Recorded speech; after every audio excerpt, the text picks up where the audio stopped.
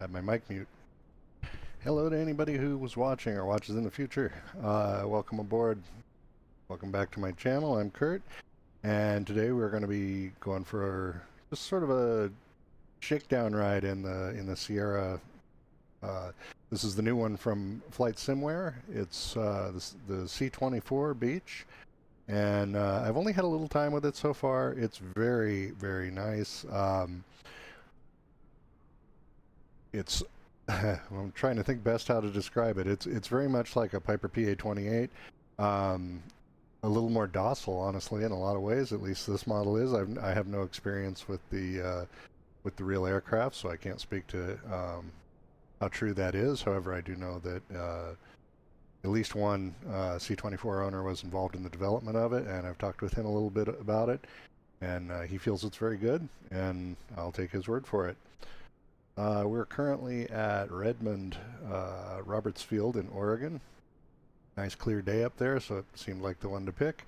And I think I'm probably going to fly it over the hill down to, or well, actually it's kind of more or less due west over to Eugene, and we'll see.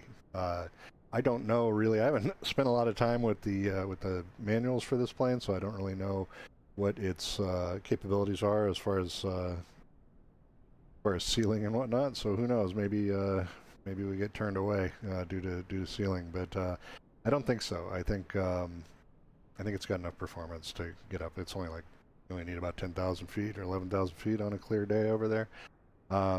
Weather looks pretty good. Let me get that up for you here. 1 second.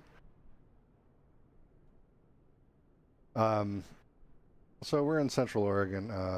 Redmond's up around here, and we're going to head over to Eugene. It looks like it's clouding up a little bit, actually. When I started to plan this, it wasn't so rough looking over there. So we'll see how it goes. If it starts to sock in, we can continue south down. Roseburg's got a good-sized airport. We can get in there.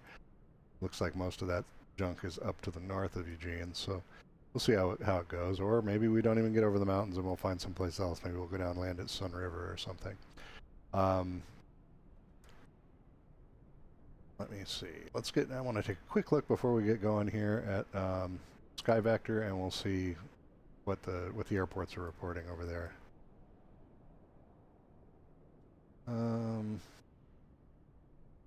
Okay, so Eugene is showing winds 14, gusting 21, scattered clouds of 2,400. So a little bit of a low clouds over there, not too bad. Roseburg is clear. Winds are about the same. And winds out of Redmond. What's this one? No, that's Madras. Redmond.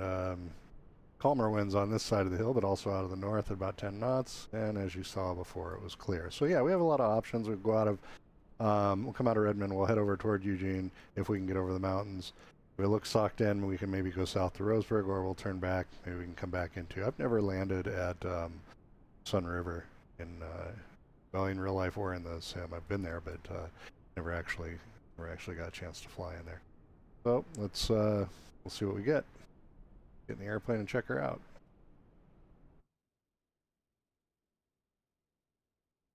All right, much quieter in here. I'll put the cowlings back on. I had them off just because I thought it looked cool. Get the pitot cover off of there, and we'll get the chocks off. And that's about all I think we're going to need the tablet for today.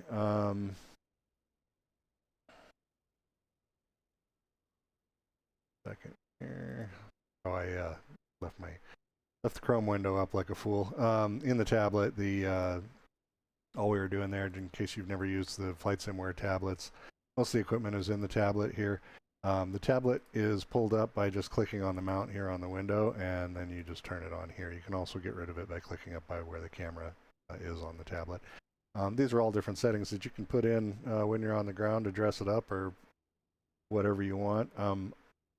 I don't remember if this one has state saving. I believe it does, but I don't see any options in here that are related to oh, save state. Yeah, okay. But yeah, it's got that. So anyhow, the tablet's straightforward. I like that they've changed their design a little bit, and this thing just they got rid of the animation. It just appears. I like that. You know, it's like it feels like a waste of time when you do that. Anyways, all your fuel and everything gets set in here, so you can come to fuel, you can adjust your fuel however you want to do it. This will be plenty for what we're doing. And you can also, from here, set your passengers. They have some really nice looking creepy mannequins. I'm not a fan of creepy mannequins, as you know. If you've been watching for a minute, let me see where do they just show up, or do I need to click another thing? Yeah, there's one and there's the other. Well, yeah, never been a fan, but you can do it that way. Let's see what Bobby looks like, and Rick. We'll get rid of Julie. We'll put in Rick. Oh, this one's a short one. Oh, he's a little boy. All right, cool. These are new ones. I've not seen them in any of the Flysimware planes before. And see who Cindy is here. Another little kid. Okay. That's cool. They're getting better at that, but I'm just not a fan. One nice thing with this one is that if you want to load it with passengers, or or if you're doing something in NeoFly or something like that where you need the weight, you do finally have the ability to do the payload either in here in the tablet, or using the Microsoft software. The built-in weight and balance. Payload sync here is what controls that. You could turn that off and you'd be able to just set in weight, however you wanted in the airplane, which I really appreciate. It's not on some of the earlier Flysimware planes, but it is on this one. So tablet goes away. And let's see, I think I have the pilot's operating handbook for this guy here somewhere on another screen. I'll put it up for you in a moment. Getting to the right part of it. Balance. I was flipping through this thing.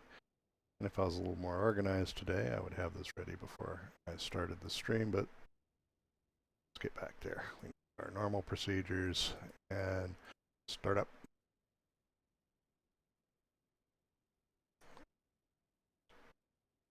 Oh boy, I'm disorganized. Okay.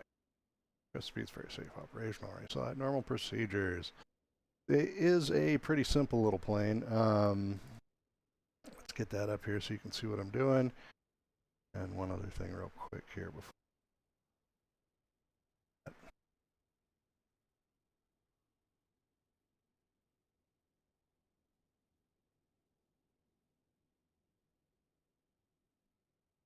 All right. Okay. Chrome. All right. So here we have the pilot's operating handbook and cabin, left wing, trailer. This is all walk around stuff. We're not going to do that right now. Before starting position, we already got our locks out. We got I got my seatbelt on. I hope you got yours too. Parking brake is set. Yes, it is. Parking brake's right here. Avionics are off. All my switches here are off. Circuit breakers are all in. Where are the? Oh, they're over here by the kind of things you should look at before you actually jump in and fly a plane. That was in. Okay, it just sticks out a little proud. The rest of them look good. Okay, moving along. Landing gear switch handle is down.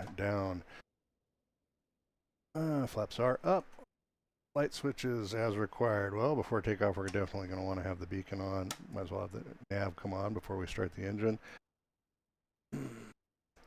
Electric trim off. I saw that here. Let's see. Electric trim to off. Battery switch on. I've got that on my gizmo here, so that's on. Alternator on. It's actually part of the same switch, I think, on this one. Fuel selector. Rotate the full way around to check freedom of movement, and then set the more full tank. My tank should be about the same right now. Let's see. Yeah. So yeah, this guy can go. Whoops, why did it do that? There we go. Oh, moves really all positions. No big surprise there. And we are on the left tank to start. Okay.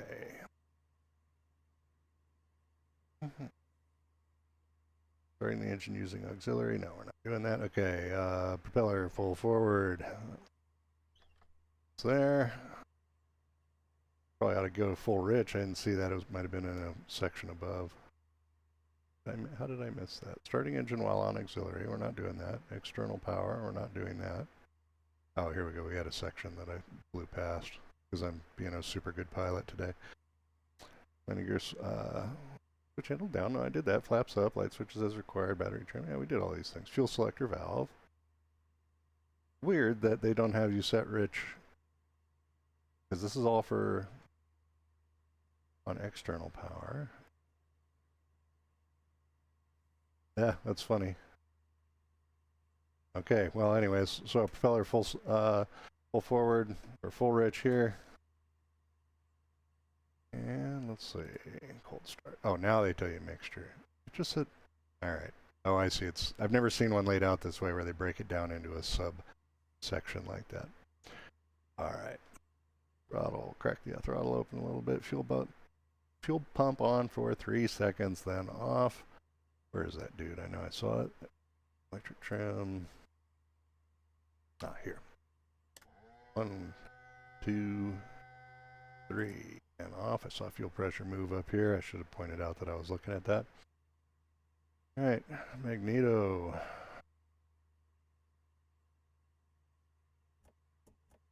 And start. Oh, she starts easy. I'm used to that A2A Comanche that gives you a hard time. All right, and let's see. On this setup, oil pressure and everything is in here, which we have good oil pressure. Temperatures are coming up. Not doing a hot start, not doing a flooded. External power disconnect. Alternator switches are already on. Oil pressure we've checked. Set it to about 1,000 RPM.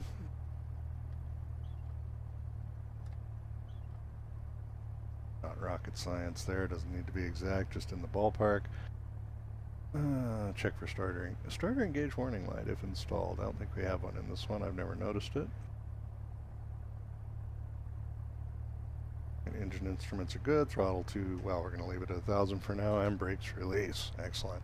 That's the only checklist I think I'm going to blast through right now, and then we'll just get on to flying with minimal delay. Avionics on.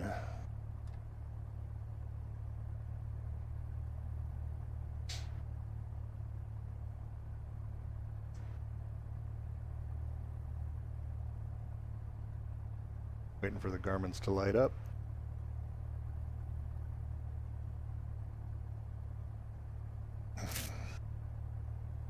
And forgot to put my Chrome window away. Need to get in the habit of doing that. It's not fun to watch a static window.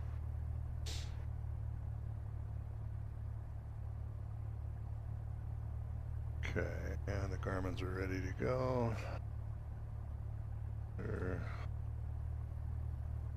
Continue their initialization.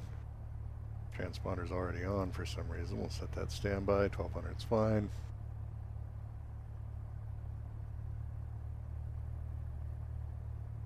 All right. Winds were 340, so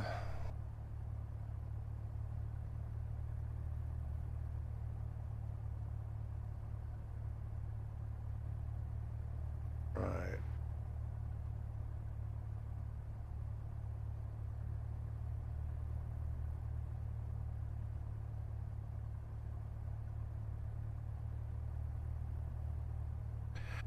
All right, back to Chrome here. This is the airport diagram for Redmond.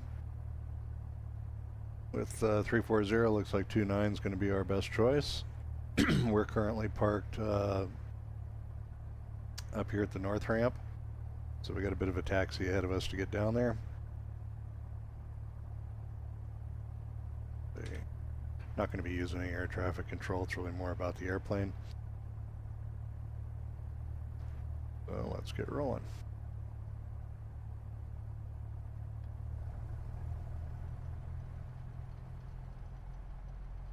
And parking brake release.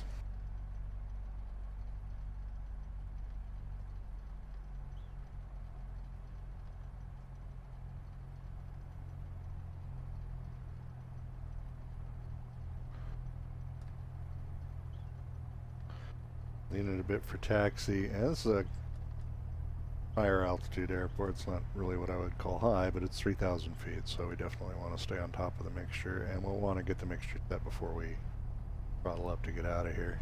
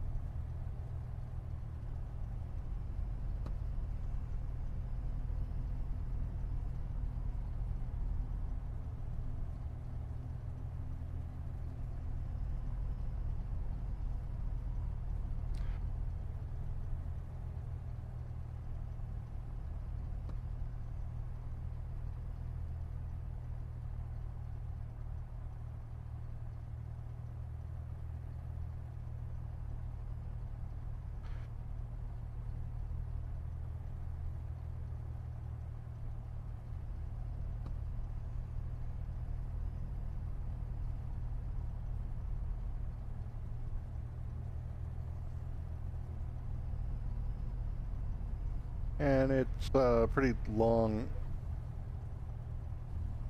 delay on the stream today for some reason. So bear with me if you show up and you start talking. I'm actually going to I want to put a note in about that on the chat for show up.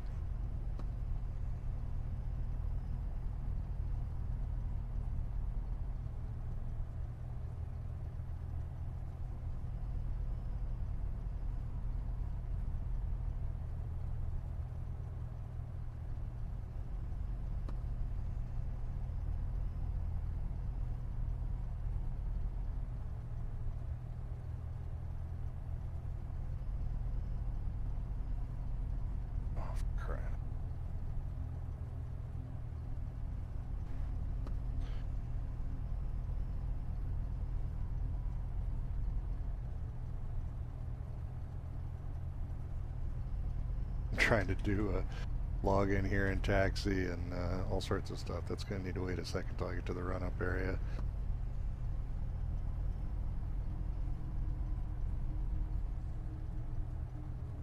Ooh, coming in hot.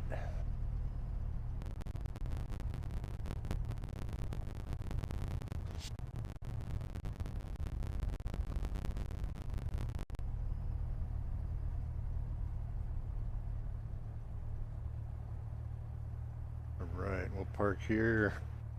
Get this little. Why is it? I got a setting in Microsoft Flight Sim that's popping things up automatically that it shouldn't. That shouldn't have been there.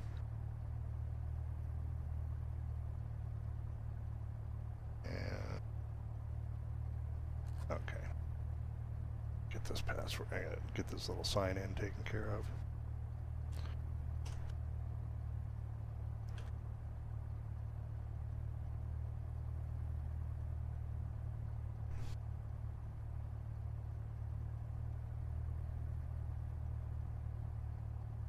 Why am I having trouble with that?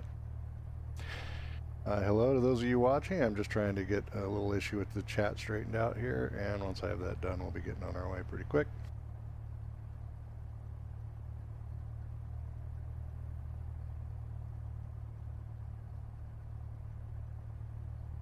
Hello. So, yeah, I have my chat working now so I can see what you're talking about. Sorry, I didn't see you before.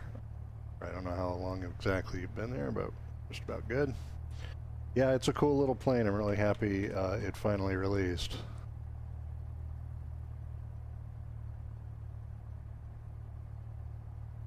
Alrighty. Okay, so I was just getting ready to do a run up here. I want to make sure because I don't know how much you caught. We're at Redmond Field in Oregon. It's at 3,000 feet, so we want to make sure that we get the mixture more or less set before we go, because taking off full rich probably wouldn't be best.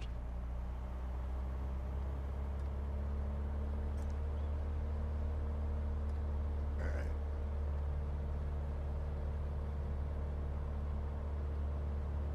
Where are we at here? 1433. Okay, so we get colder going that way. I'm just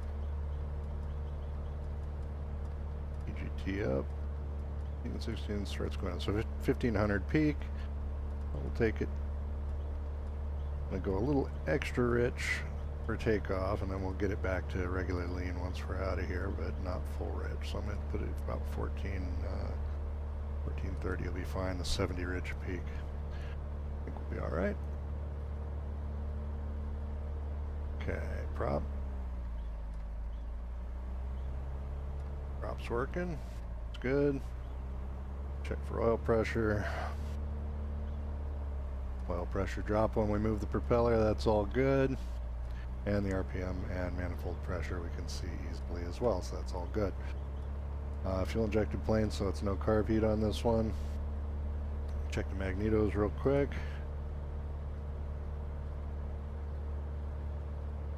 So to the right. Ooh, almost turned it too far there. All right.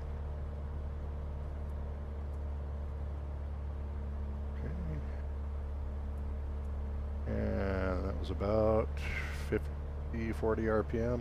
And the left, we see drop of about 40 RPM, so that's all good. Engine looks good.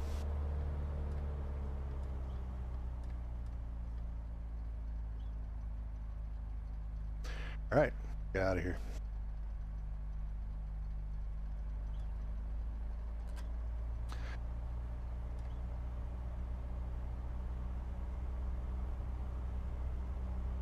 So the plan is I'm just going to kind of take it up and fly around a bit. I flew with it very briefly last night. They had a little patch they needed to put out after that. We found a problem, and its yaw was a little oversensitive on the rudder. Got that worked out. Got a chance to play with it a few minutes before I started this. Whoa, come on! I'm having a little frame rate issue there. Caused me to lose control a bit. So yeah, it was a little wonky last night, but they got that sorted out. I flew with it very briefly before the stream. 70 knots, rotate. Oh, that was 65. Okay, now we're at 70. A little bit breezy, as expected.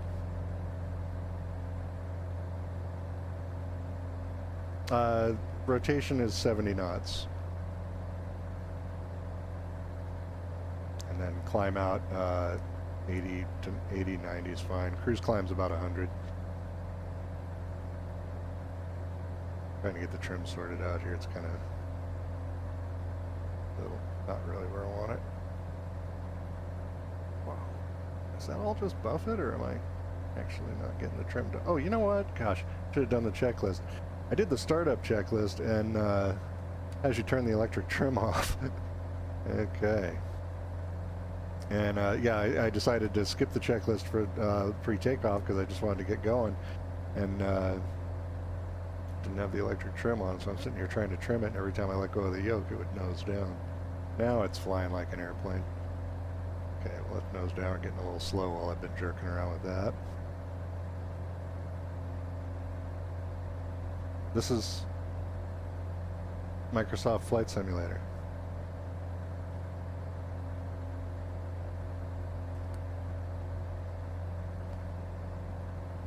And the aircraft here is the Flysimware Sierra. Having all kinds of weird little connection problems today. Shout out if you notice anything weird in the chat, so I can kind of dig into it. Alright, so let's get headed over a little more directly west to get over the mountains. Hopefully this thing's got the kind of climb performance we'll need. We'll see.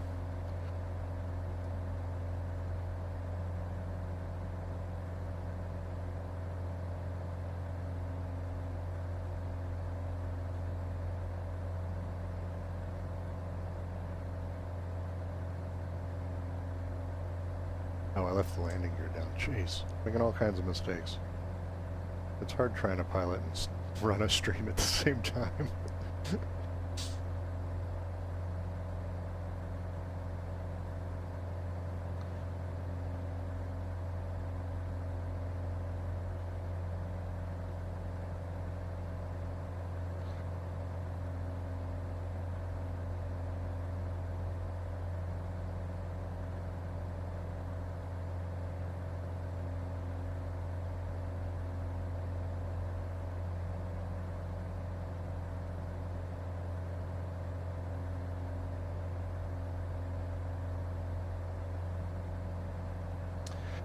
And once we get up a little bit, I'll get it on autopilot, and then we can take a look at the exterior of the plane and all the modeling that they did on it. It's really nice.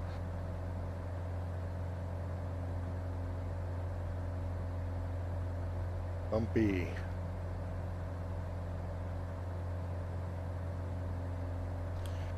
All right, let me dial in a heading here. Set it for about 280. Where are we at? 281, 280. Put it in heading mode. Whoops. Gotcha. Man, looking around and everything starts happening. And we will get indicated airspeed mode and get the autopilot on. That should free me up to manage some of the weirdness here. Good to know. Yeah, I've got this big yellow error on my streaming software saying that YouTube is not happy. But whatever, we'll deal with it. All right, let's go vertical speed. See if I can get this thing to in vertical speed. Yeah, we are. Okay, and let's start going. There we go. That seems to be working okay. I'm not used to this this dashboard layout with this particular selection of Garmin toys. Yes, Microsoft Flight Simulator.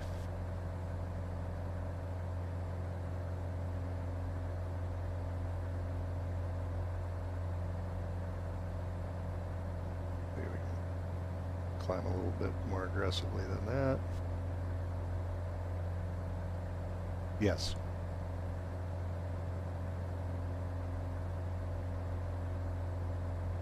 I'm surprised you've not heard of it. It's pretty popular. See what the outside of this thing looks like. Show you a little bit of I don't know why the view's tilted like there. We get that back to normal. You can see we're getting bounced around pretty wild.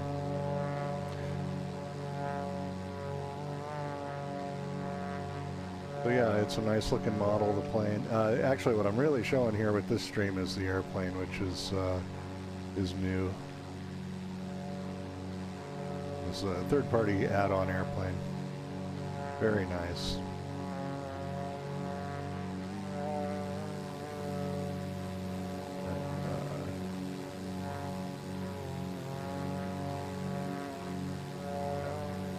Very slick.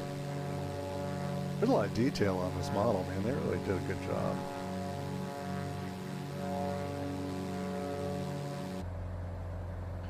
I noticed while we were out there, I'm flying around without some of my lights on, so those are on now.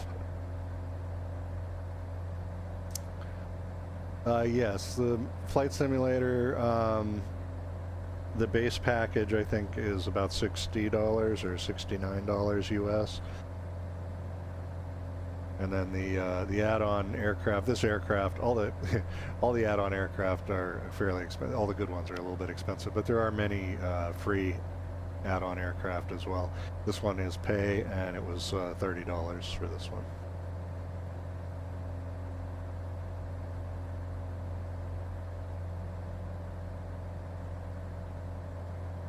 Well, good flight simulation's expensive. Just the nature of the beast.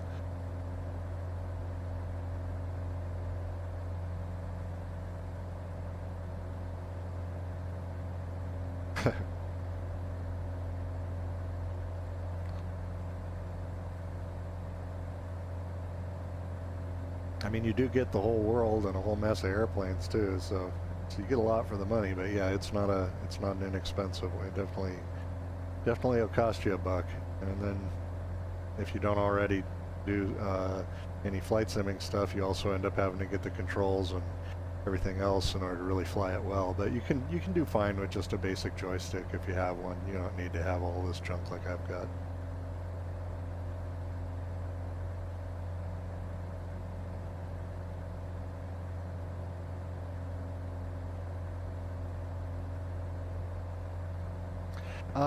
I'm not sure exactly how long I'm going to be up right now. The plan is, let me see, I've got another little map here off camera that I can check and kind of get an idea. I expect it to be less than an hour total. We'll pick up some speed once we get up to our altitude and get over the mountains up here. But let me see.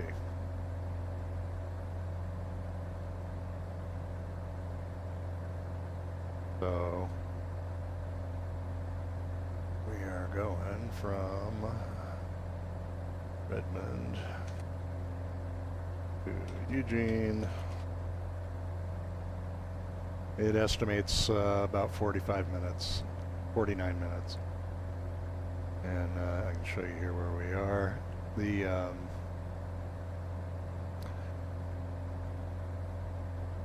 So we're on in the western U.S. here, Oregon, Pacific Northwest, and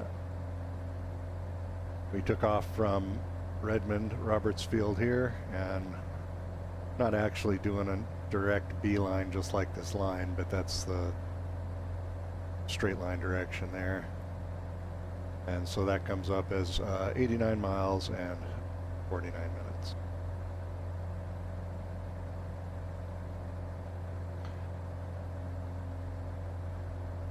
And it says 252 is the course actually, so I'm going to go ahead and adjust our heading in that direction a little more. Go up to 65, 6, 0. And the wind will more or less blow us on the course. Let me get a line on the GPS here real quick.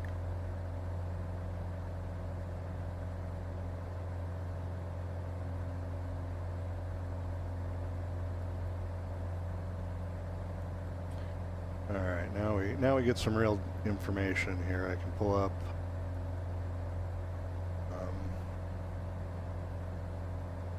where's the thing? There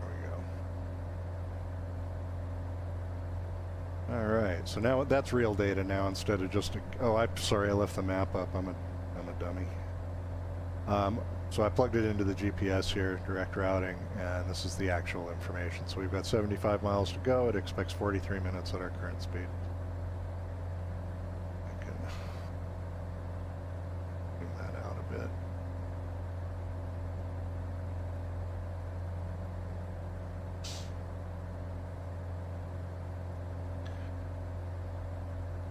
Where are we at? 7,500. I need a little bit more altitude here.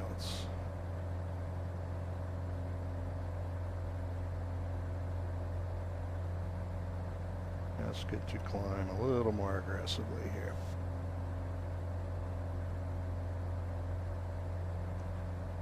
I don't like those clouds up over the other side of the hill, though. Might not be able to go to Eugene. We'll see how it goes.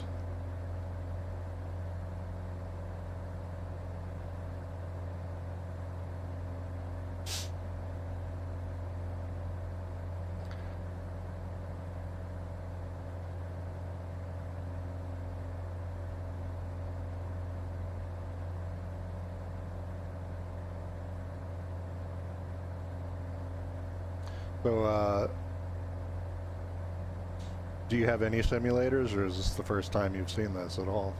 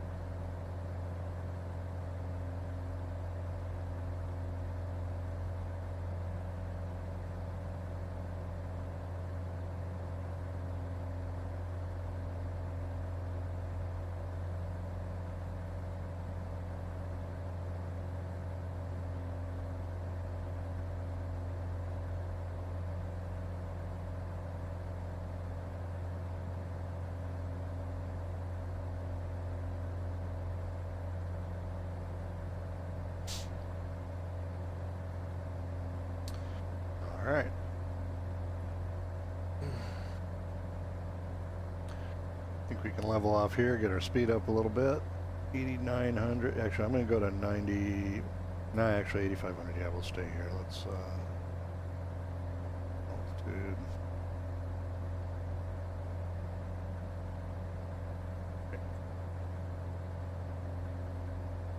Better speed up for a while. Ooh, we were getting a little slow there. I wasn't paying attention.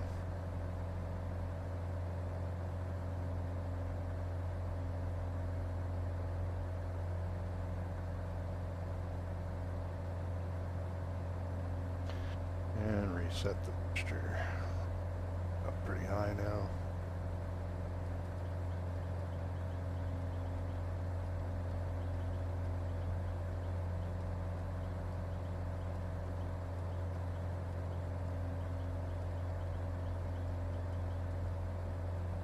Okay, so it looks like it peaks at about 1,600. We'll go a little lean of that.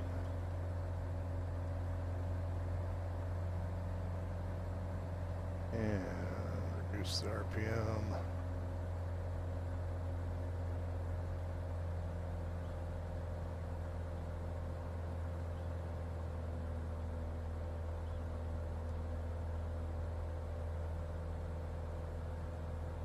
And we'll see how that all works out.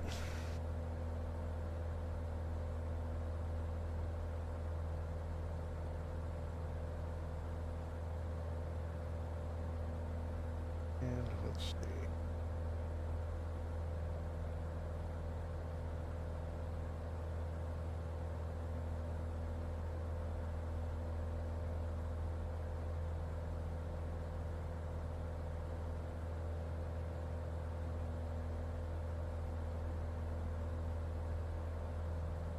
Light set up here in charts.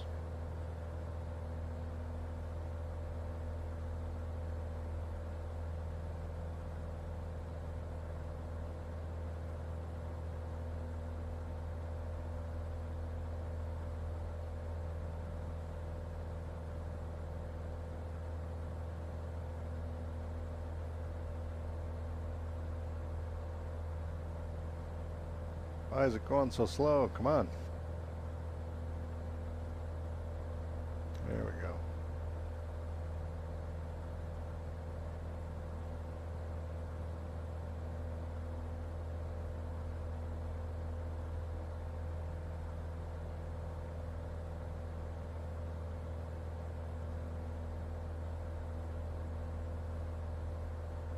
All right, and then with this I can give a moving map, so the arrow shows exactly where we are.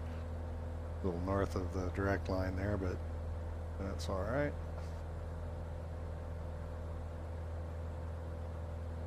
Find that.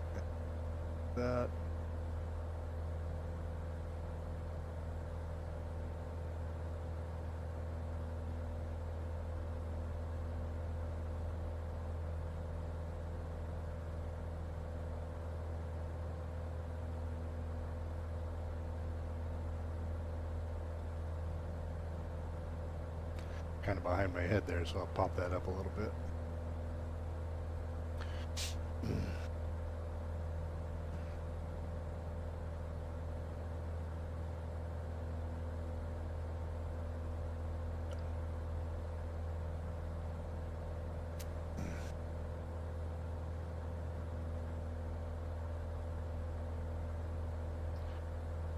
Oh, I guess he logged out just as we got to the pretty part.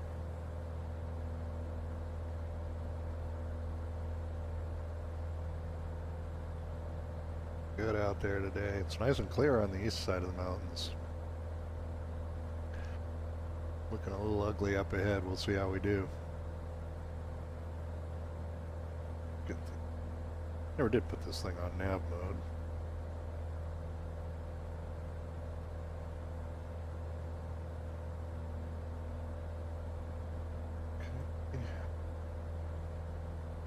Doesn't feel like the autopilot's coupling that in properly. So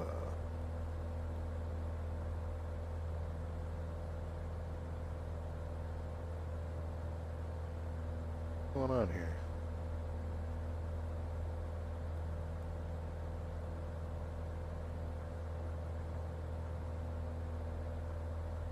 Oh, it's still in heading. Why is it in heading mode? I put it in nav. Oh, of course. forgot.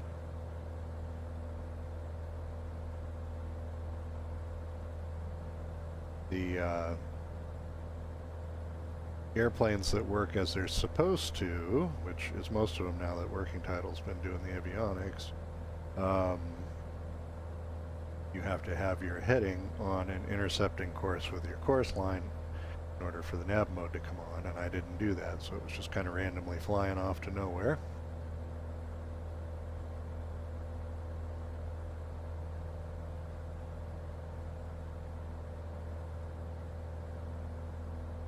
Picking up some bumps off the mountains here.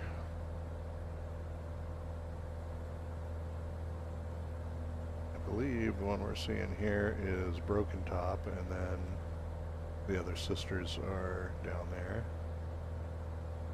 And in the distance, the cone-shaped one, I believe, is Mount Bachelor.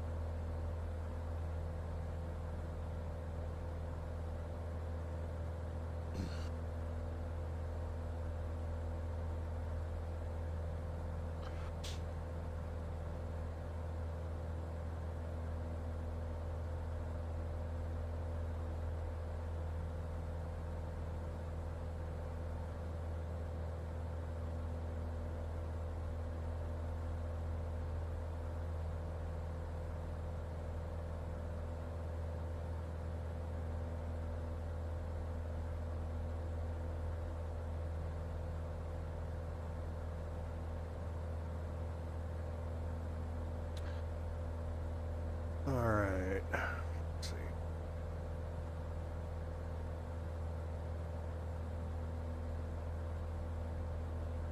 So I see if you're just joining, we are flying from Redmond over to Eugene, Oregon today. Real weather. This is the new C24R Sierra beach from Flysimware, and so far it is a lovely little bird. It's very stable. The main thing I like about it, it's on autopilot right now, but it's really nice to fly on approach. It just is very predictable and stable, and really flies nicely. It reminds me of, I never flew one of these real world, but it's very similar to the Piper PA-28s as far as the way that it feels, at least to me.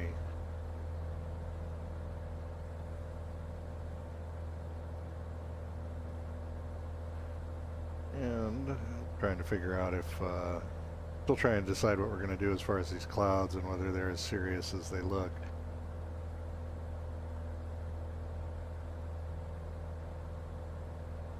And we have about 34 minutes to go to Eugene, 57 miles.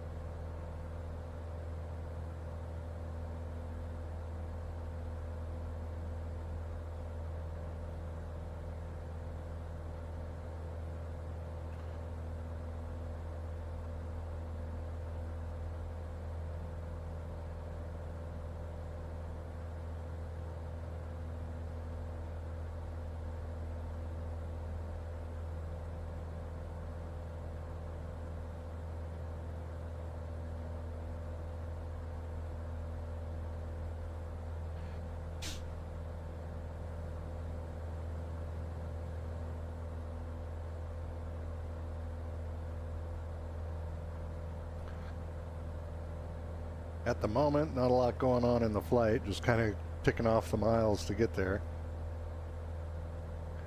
They're heading to Eugene, Oregon.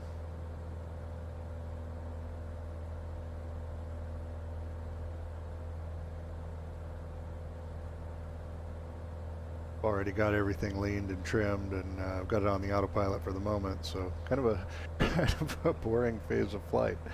I don't had a guy in here earlier who was talking a little bit, but it's been quiet since, so now I'm just filling air with my voice.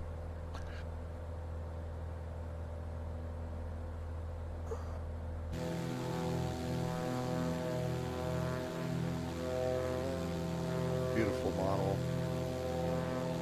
Get around that.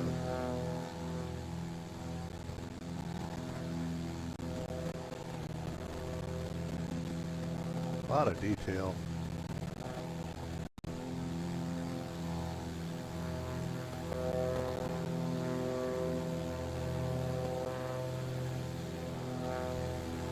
I like the way that the gear folds up on this thing. I've never been exposed to one of these airplanes at all in the real world. I'd probably seen one around when I was at the airport, but I didn't know what they were at the time and didn't really give it a whole lot of thought.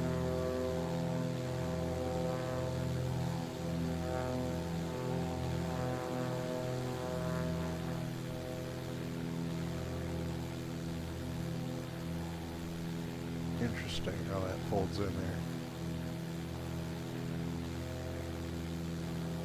Pretty cool.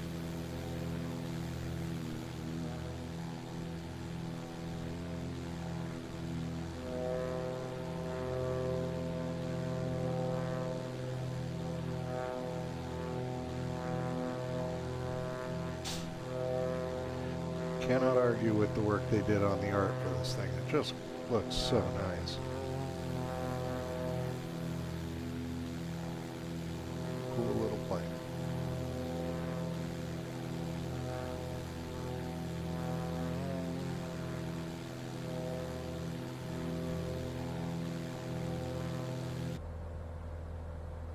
Oh, it's finally intersecting intercepting the course line here, so that's why the turn.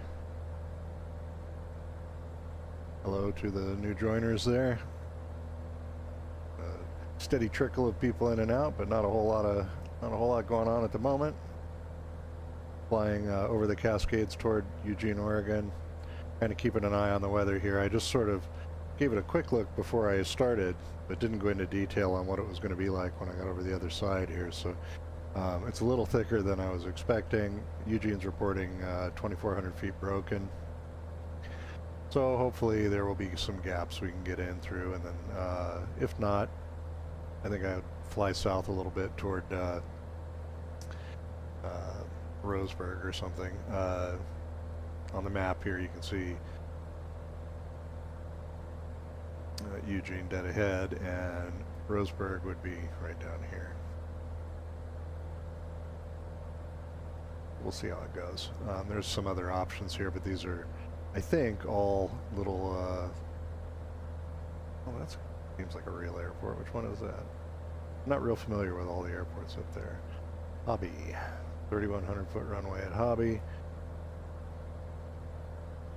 and Cottage Grove State Airport. I think I put a plane in there before on Flight Sim. Good charts for it. Let's see. See chart. Nothing. Okay. This was the other one we looked at as maybe an alternate chart for that. Yes. Okay, let's see what we get. For some reason charts is loading really slow today. It'll come up though in a minute. Just let it churn. Out the window the clouds get bigger. Okay. Just a basic little airport, but it looks real enough though if we need to use it. We'll see. Let's hide that away. Oops. That. Alright. And we'll put that back over there for you guys to follow along. How's everybody doing?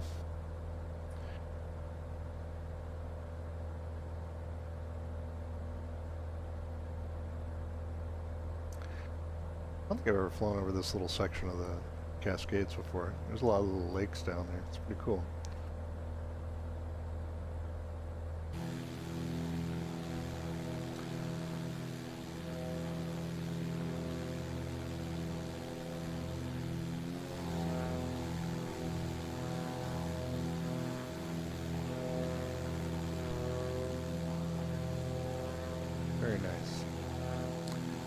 pretty hazy down there, though.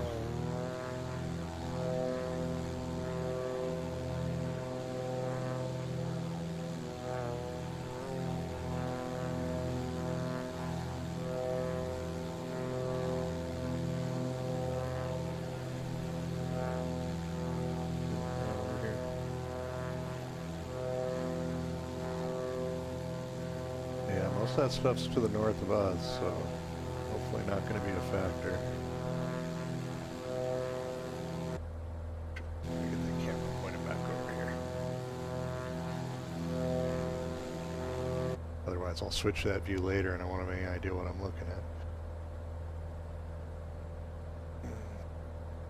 Been having a lot of fun checking out these little fuel computers here. I haven't run into these ones in any of the other sim models. So, it's mostly they work pretty good. There's a couple little issues with it. I know that like this horsepower 7.4% is wrong, and I know that they're looking into that. But they are pretty handy. EGT's been useful to me. It's pretty quick on the updates. Got fuel flow totalizer, all that kind of stuff. It's really nice. And then, oh, well, it's a good reminder right now to switch tanks. All right. Burn from the other side for a while. And we got about 24 minutes to go into Eugene. Does this one have... That light doesn't need to be on. What does that one do? That's neat. Check that out. Okay, that's the main... Okay. I don't know, not sure which switch turns off that red light on the ceiling. This one? No. Learning new planes, man. You never... The only ones that are really hard are the de Havillands. Oh my gosh, it's like they just make up where they're going to put the buttons and switches on the fly for each plane's different.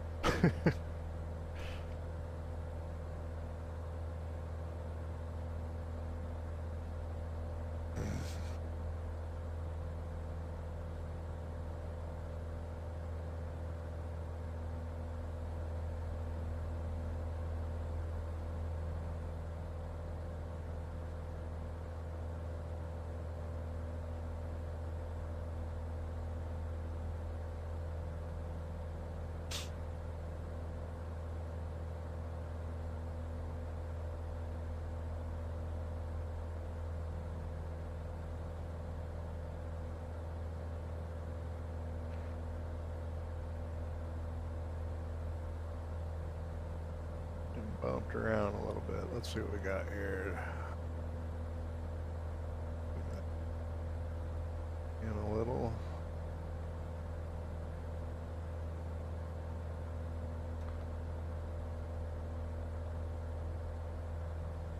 Based on the cross.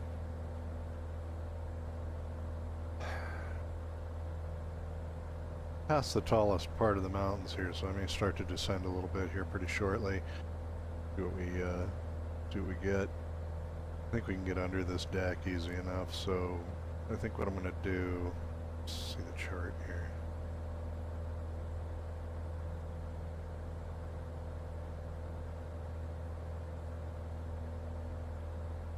If I overlay the sectional here. Yeah, so minimum safe altitude here for the highest object nearby anyways is 6,200 and then 4,600. So we can head down to 6,500 for now. Actually, yeah, 6,500 will get us below these clouds, but we'll stay on an appropriate VFR altitude. Let's see if I can get this thing to work in FLC mode. I didn't get it to do it before because I don't know how to set an altitude for it to go to. There doesn't seem to be any kind of a bug. That's my altimeter, and then this is a light, so there's no way to set a bug there. Oh, so there's a value here, okay. But where could I plug that in from? Mode here. Ah, yes, there it is, okay.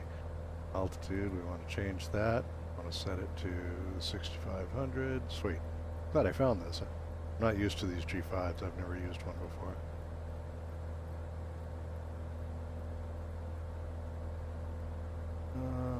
6,500 feet. Okay. All right. And that is in the box, so that's good. So if I tell it I want to go indicated airspeed mode, actually, you know what? Let's shut that off. We're going a little slow. I just want to go ahead and push it down and let it pick up some speed here.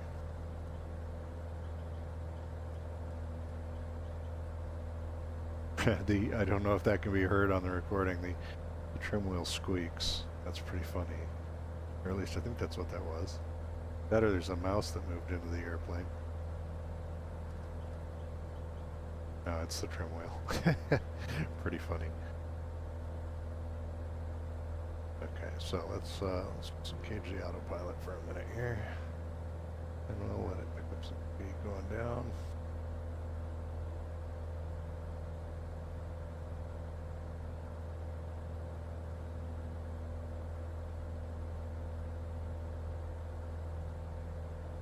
Whoa. Bumpy.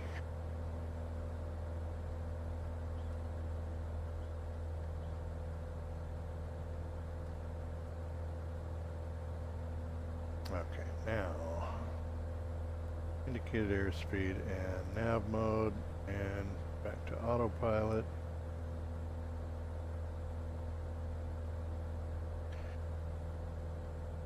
That's better.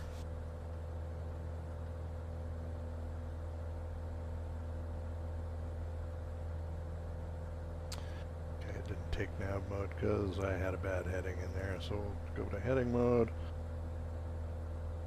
bring it back to the course.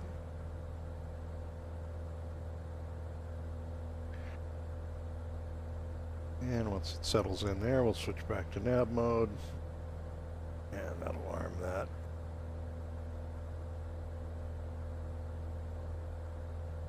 Alright, now it's picking that back up, good. Excellent, and then let's see, I want to increase the speed a little bit, descent rate a bit. Where is it? Is it displaying that? Oh yes it is, it's in the G5 down here, sweet. A little hard to see. Yeah, I've got it here and I can increase the speed here. Nice.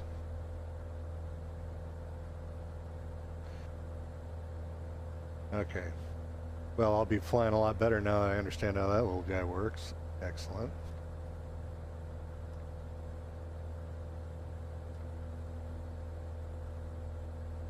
Pretty bumpy. I really like the round gauge version of this. One of the packages that comes with it is an all glass dashboard with the G3X. Excuse me.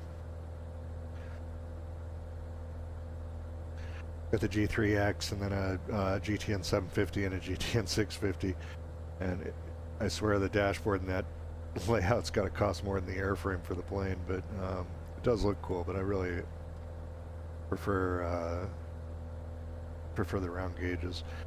And we're really getting tossed around. It is bumpy out there. Looks like we're. Let's see, get charts up here again. Where are we at? 10, so 20. Why am I looking at that? I have it on the GPS. 29 miles out, 16 to go. And we are getting beat up.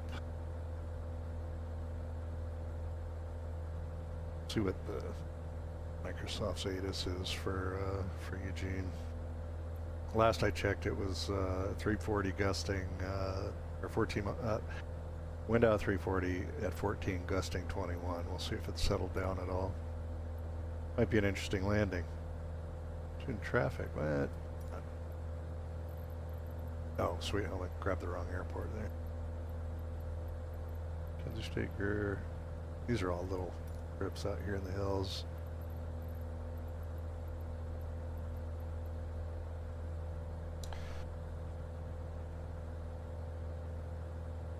Sorry about this. My eye is burning a little bit for some reason. Alright.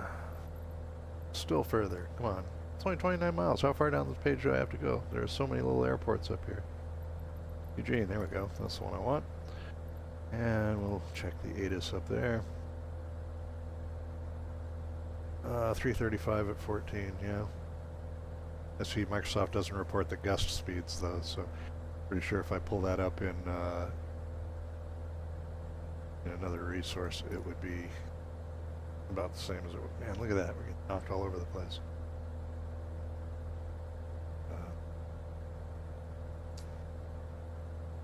Go to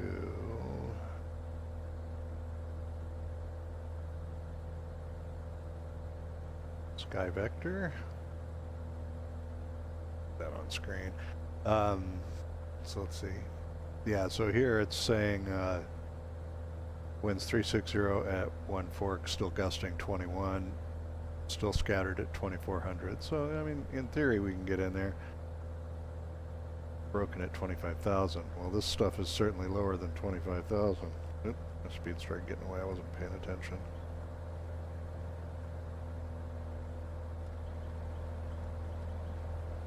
Yeah, I need to reset the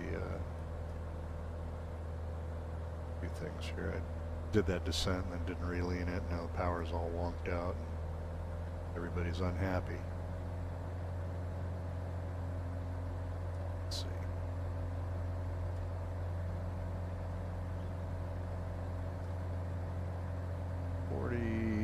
Okay, so it wants full rich here. How about that? That's funny. Pretty high for that. Oh wait, I'm an idiot. Doing dumb things a lot in this flight. Okay, let's check this again. But if you move the mixture lever, you get better values. Alright. Oh, peaking at 1660.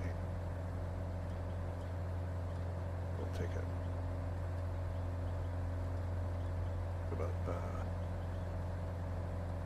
About 100 rich of that. Richer than you would normally do, but kind of trying to... I feel like I'm not getting the power delivery that I would expect. Yeah, it's acting better now. Picked up the speed. Okay. Maybe I was just too lenient. Or too conservative, you know? Yeah. Uh-oh. Oh, man, I had a long freeze there. Hope that wasn't... Yeah, it looks like... Okay, the stream's running fine, so it didn't come from that.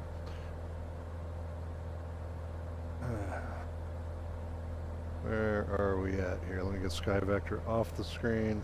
I'm a dummy. Man, so much stuff to manage with trying to do the mixtures and keep track of the weather and all this other stuff all at once.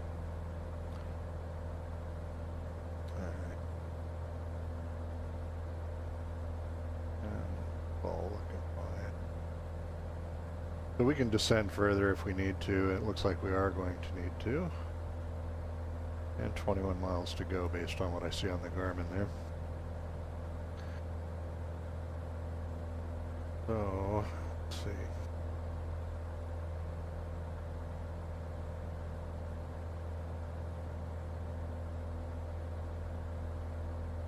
If we look on charts,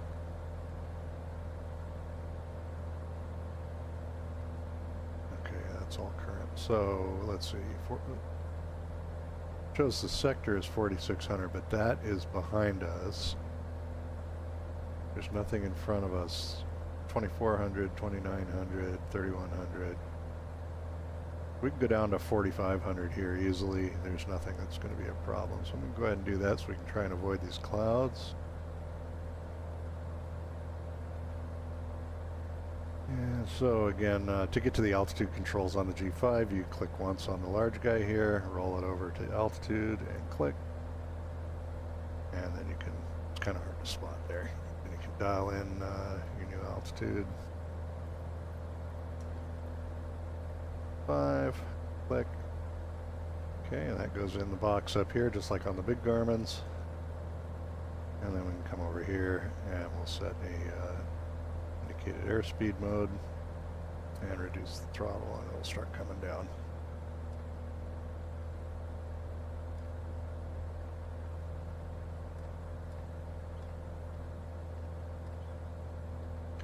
All right.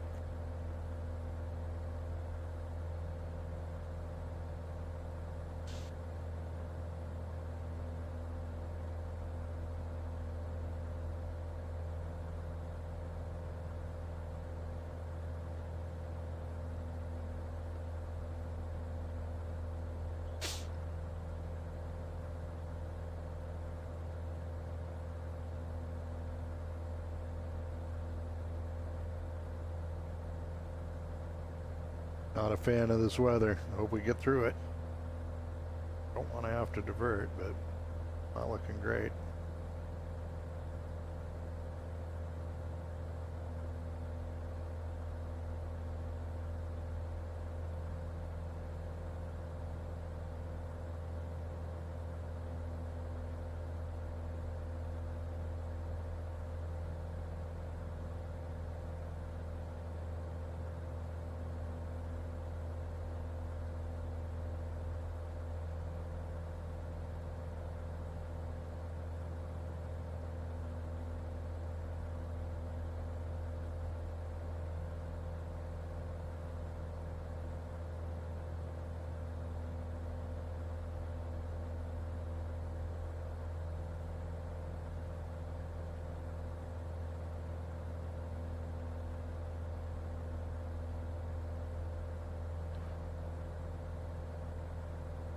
Mm. 15 to go. 15 miles, 7 minutes. The airport up there yet? I think we're getting below this deck finally.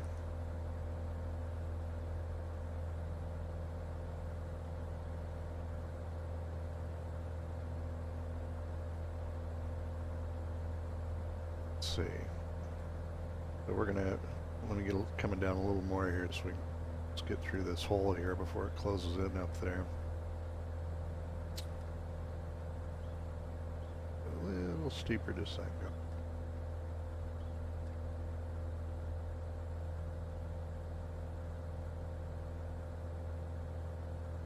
And then we're away from the mountains at this point, so if I have to bring it down lower than 4,500, we could do that. See how we do.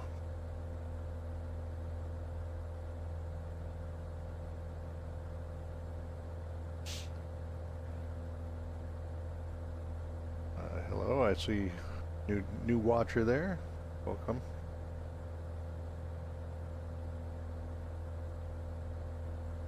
We are 12 miles out from Eugene, Oregon. We flew over from Redmond, Robertsfield, Oregon. Kind of doing a little shakedown here on the Sierra, which I really like it. It's been a great plane. I have been having to learn a bit with the G5 Garmin. Haven't used it before, so it's been kind of a little bit of a learning experience.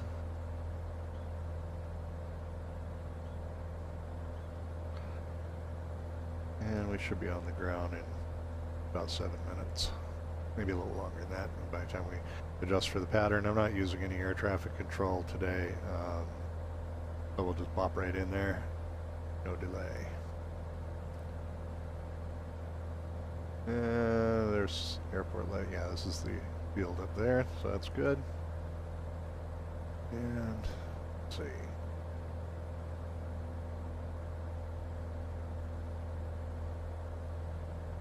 So airport altitude is what, 300? 347 feet. 4,000 now, so might as well just continue the descent. Go ahead and take it down to about 1,500.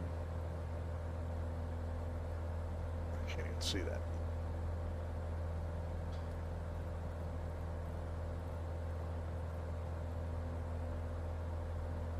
Okay, click. It's done, and back to airspeed mode and pull the throttle a bit. Oh, it's clearing up now. Nice.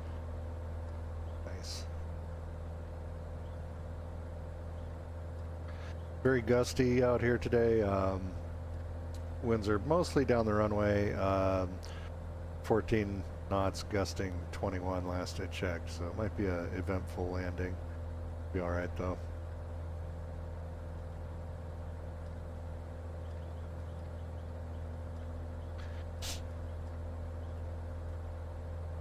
Come on down. How much time we got? 4 minutes.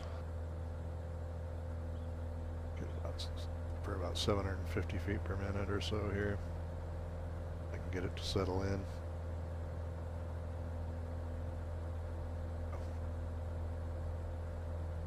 So far it's been a pretty uncomfortable bumpy run. I don't think I would have wanted to do it in real life, but pretty, but yeah. Been a bit of an adventure, especially in an airplane I don't really know very well.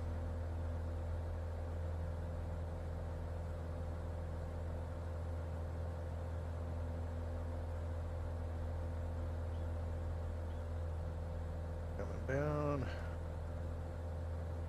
Based on the weather report, visibility once we're below this deck should be just fine. They were reporting 10 miles. Flightsim sometimes interprets that differently, but we'll see how we do.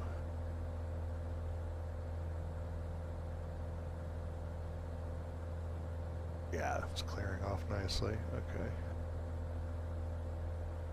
Well, because it's windy, just getting bounced around. It's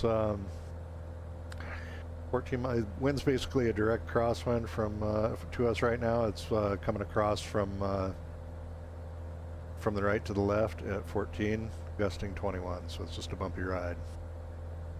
Earlier we were over the coming over the Cascade Mountains, and it was really churning through there just because high winds and tall rocks.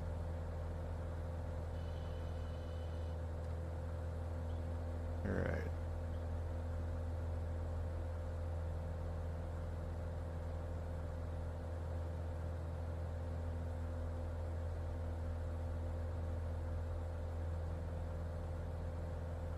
Yeah, well, it's a little airplane too, so you can kind of toss around.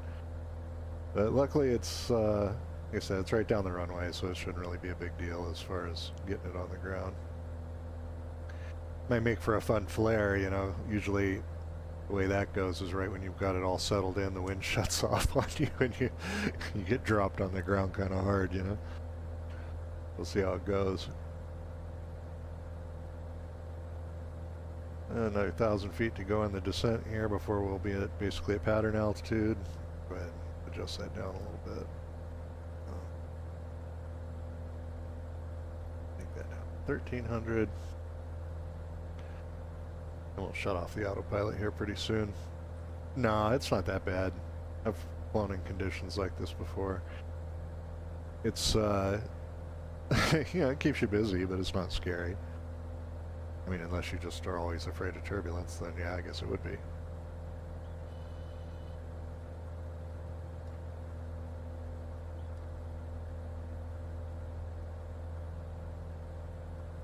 Alright, so pretty much close enough here. I'm going to go ahead and get us going south.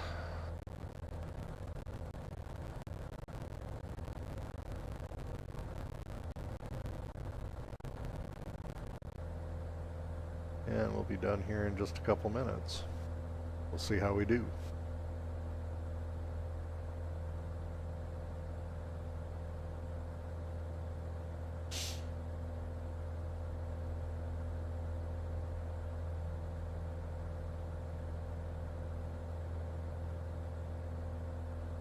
Alright, that worked out just about perfect as far as timing. So go ahead and get some flaps in here, get it slowing down. That buzzer's going to go until I put the landing gear down, and that'll be just a second. They're coming down now. Let it level off and steady itself for about an 80 knot final approach here.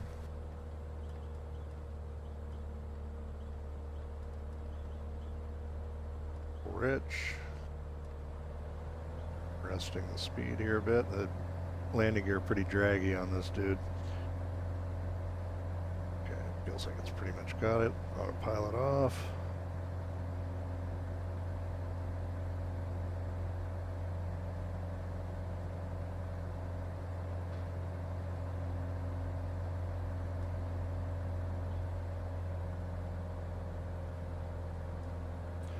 land on the right-hand runway up there, so closer of the two. More flaps. There we are, that's 20 degrees. Don't need any more than that. I got miles of runway here. Lights are on, everything's good down here.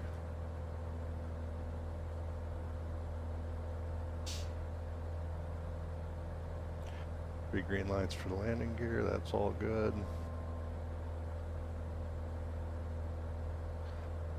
A little bit high, that's not going to matter. Excuse me. A little bit high, that's not going to matter.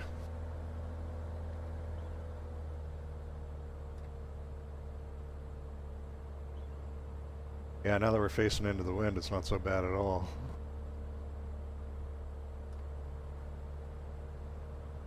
We'll get some little bumps when the gusts happen, but other than that, it should be pretty easy.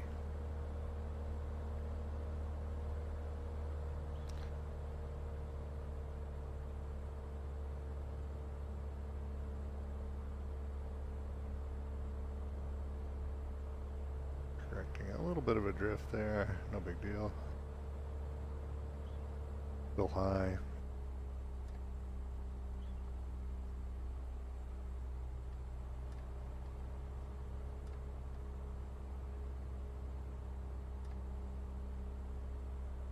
Now I just have to hope for no shenanigans during the flare here. Hopefully it'll behave itself.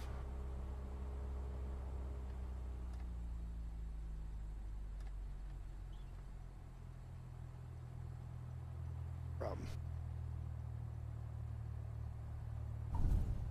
Beautiful. Easy as you like them. Ups up, get up to the next taxiway, wherever that is.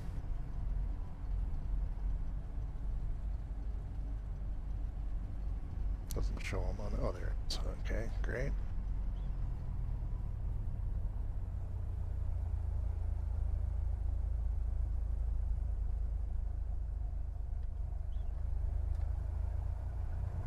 Keep it rolling, come on. I gotta see if I have a taxiway chart for Eugene. I don't really, it's a big airport that I don't really know. I mean, it's not a really big airport, but it's big enough where I don't know my way around it. So let's have a look at that stuff. Strobe lights off, landing light off.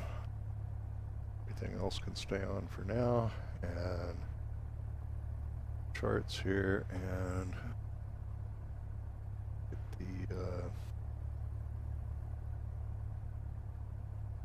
a taxi chart up here for it.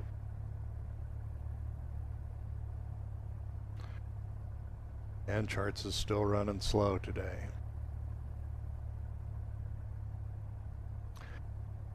Okay, where would they put me if I was a little GA plane at this airport? I'd have no idea. General aviation parking. Okay, so we're gonna go up Bravo, cross on Mike, and into the parking up there. Easy. Bravo, Mike, and so on.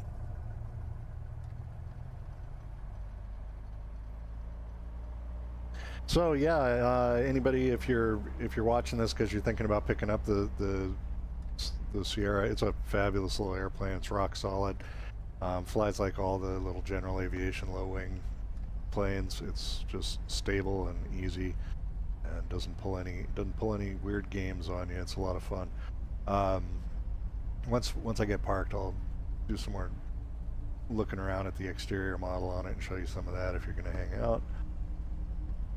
Let's see, we're going up Bravo to Mike. This is Mike. Okay, looked further on the map.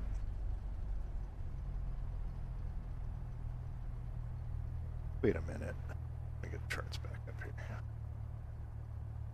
Why isn't this updating? Okay, let's hide that. Ah, yeah, it did update. Okay, that was weird. Anyway, charts has this thing where if you don't have it in the foreground, it doesn't always update. So like you see it on the foreground on my screen, but I've actually got it behind Flysim, and it just doesn't update when it does that. I always forget that. Okay, so we're on Mike now, and man, you can feel that wind when you're trying to taxi across sideways here. It's catching the tail and blowing it all over the place. My goodness, it's taking a lot of rudder to keep it pointed the right way.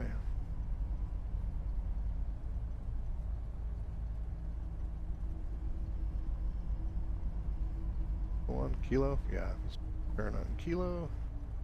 Ooh, coming in hot. Slow down, buddy. All right.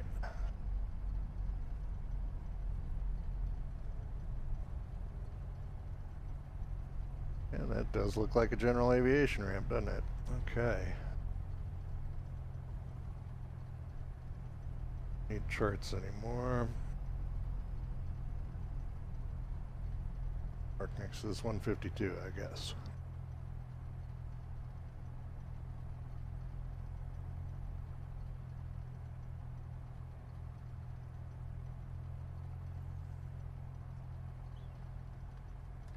All right. Do a quick shutdown here. I don't want to. The checklists that are available with it are all good, but I don't like doing checklists when I'm doing videos. It just takes too long. So, nav lights off. All the other lights are off. Avionics off. Alternator off. Master off. Prop and mixture. I got to change it. I've made a change to the settings in Microsoft, and it's been popping up this couple of displays like this. I don't really like those things to come up like that. So yeah, if you're thinking about buying it, if you don't have any of the Flysimware stuff, tablet comes up by clicking on this little tablet mount here. Power it up. They've made some improvements to their tablet, in my opinion. Not least being that when you do when you're setting up your payload, you can either set the people in here or no, you kill the electrics before the motor. You don't want surges of electricity going into $15,000 of electronics. So that's why you turn off all the avionics and then you kill the motor. So anyways, in the payload here, you can set it by their little characters, which will pop in the little 3D, well, sorry about that, mannequins, which I don't like. But they are there, or you can set it in if you want to set your, weights manually in the Microsoft thing. You can do that by changing the setting in here to turn off payload sync. So if you're using NeoFly or something like that, typically that's the way it's in the checklist of pretty much every airplane I've ever flown. I think it's manufacturer, not so much country specific. Are you flying on very new airplanes, or are you flying kind of older stuff? Let me see if I have the POH here. I have the POH. I was going to get it loaded up here. We'll see what it says in there.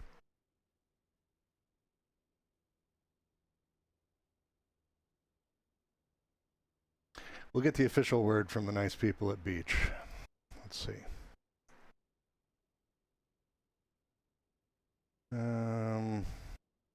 I'll pop this up as soon as I get to the right page. It's not a properly indexed PDF, so it's all just kind of jammed together. This is emergency spin, air start procedures. Well, it's all emergencies. Emergencies.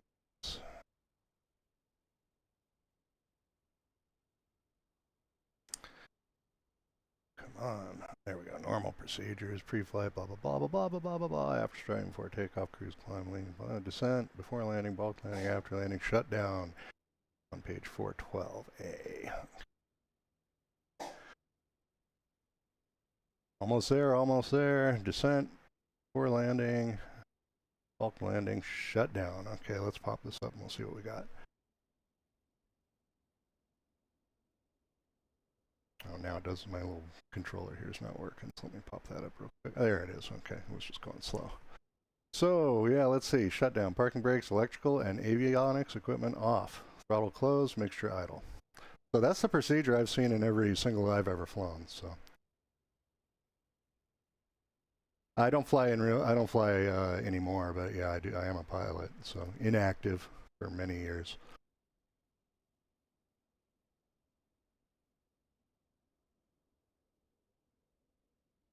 Yeah, so when I was flying, I flew a lot, spent a lot of time in Pipers, so I'm surprised to hear you say that. I'd be interested to see what the new POH says in those planes, because yeah, every one I've ever seen is like this. the electronics off first because they are sensitive. They were probably more sensitive when I was flying 20 years ago than they are now. I know that they, since a lot of these things have internal, power supplies and conversions in them, they probably buffer that stuff off a lot better than the older stuff did. Anywho, we got all the lights off. Beacon is, well, we've already turned the master off, so we'll leave the beacon on, that's fine. And be off there, and turn off the fuel. And we're good. Coming back to the tablet. Let's see, I have the Chrome up there still. Oop, come on, I'm getting this lag in my controls here. The other thing you can do on the tablet, though, is it gives you all of the exterior visual stuff. It's kind of cool. You can actually pull the cowling right off of it. Like, you just remove upper and lower cowling here. When we go to the outside. Why is it not letting me do it? Parking brake on yet? Let's see how that goes. Do it now, buddy? Yeah, now it'll let me. We can take the cowlings off. We can put all your covers and pitot covers, everything else you might want, but tie downs, we'll get tie downs on it, get chalk on it, then go to the exterior view. And you can see, I love that they went to the trouble of modeling the engine like this. I just think it's really nice.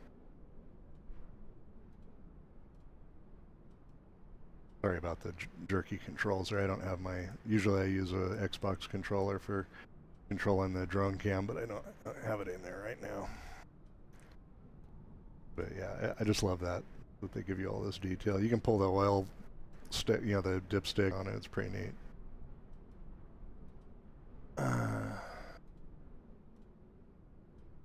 Yes, it's not so much about the alternators, though. The alternators are pretty simple devices. It's like I said, they just do their thing. It's about having, I mean, I suppose that, yeah, the newer ones might not be as surgy as the old ones, I guess.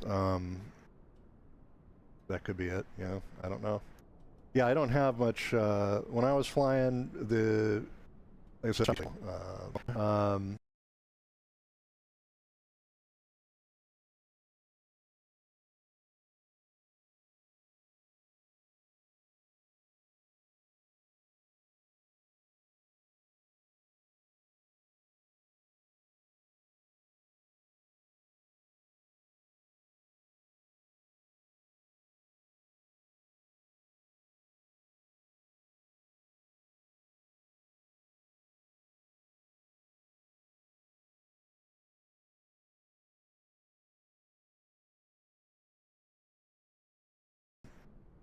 if you're thinking about the Flysimware, I can't recommend it highly enough. And I'm going to put together a more complete review video of it probably in the next week or so. I just need to collect my thoughts more completely on it and get some more complete video, so I can really show the whole thing off in the way that it deserves to be shown. So if you want to check back or subscribe, you'd have that notification. But otherwise, that's about it. Unless you guys have if you have a question that you think of right now that you wanted to ask, I'll happy to answer anything.